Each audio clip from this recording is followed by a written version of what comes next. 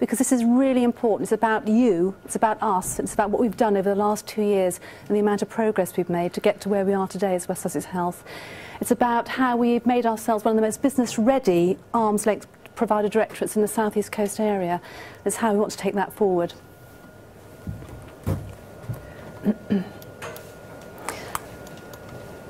So who are we? Well, we're the provider arm of West Sussex PCT. We deliver a huge range of complex services across West Sussex.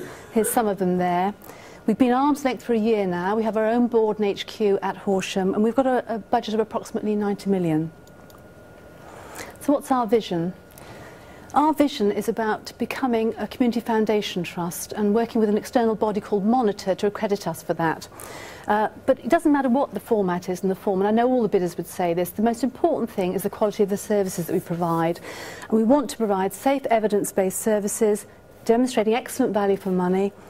We want to become the provider of choice for community services for West Sussex, explore innovative methods of provision. We've done a lot of innovation already over the last 2 years. Use technology to deliver services in a different way. We've got predictive analytics coming online. We've got lots of telehealthcare projects coming online. We want to keep the strategic partnerships we've made with West Sussex County Council and other bodies over the last 2 years and support staff in the right to request a social enterprise for their individual services where it makes sense for them.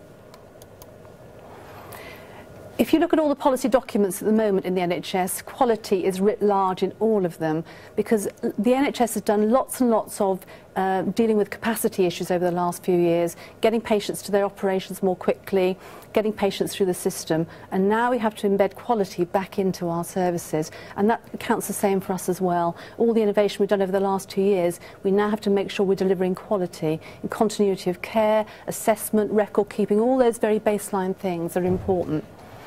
We need to start making patient safety our highest priority. We need to show systematic improvement and benchmarking with our peers so we know how well we're doing. We need to get better at measuring the quality of patient experience and care and look at developing local and national patient metrics around that.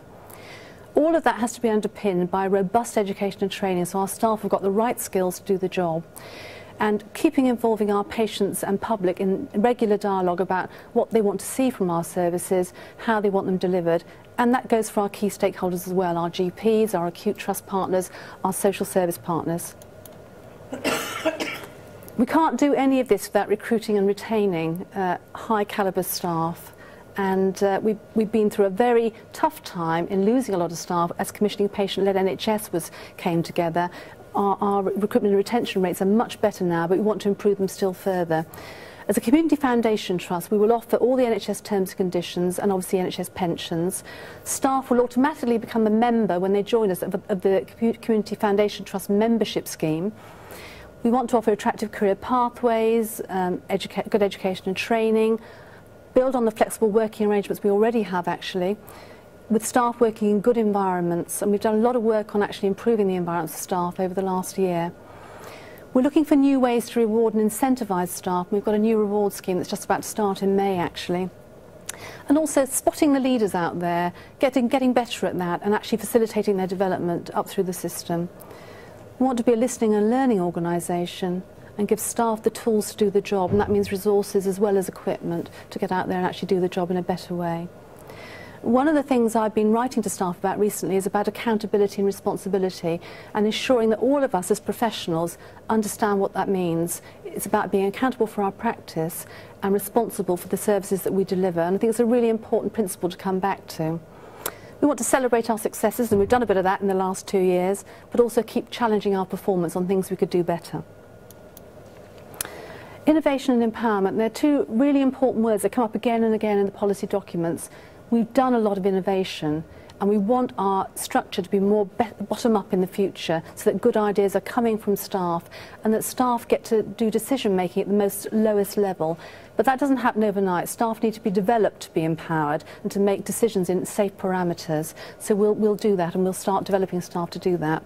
We want to support staff innovation through action research, plan, do, study, act, trying out new things, permission to make mistakes in a safe environment, and then tweaking and trying again. And that way, momentum continues.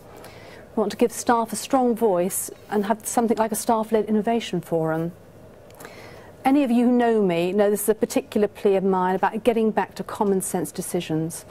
And so many of our systems and processes that we are applied at the moment, because we're part of a commissioning organisation, don't fit us very well. And want to get back to very good common sense decisions and get rid of needless bureaucracy and get rid of the red tape in the system, and actually get back to helping staff make decisions more quickly.